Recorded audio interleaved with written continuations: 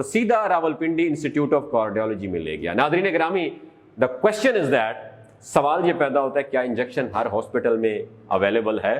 तो उसका जवाब है नहीं। ये पूरा एक ट्रीटमेंट होता है और ये सिर्फ चंद बड़े हॉस्पिटलों में पॉसिबल है। इस्लामाबाद में ये शिफा हॉस्पिटल और रावलपिंडी में RIC Rawalpindi institute of cardiology में दस्तयाब है।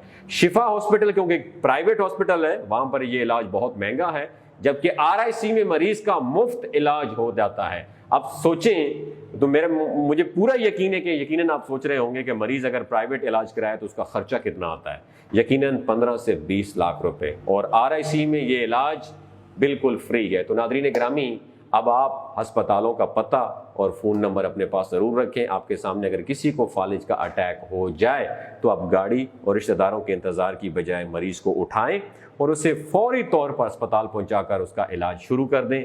मरीज़ बच जाएगा।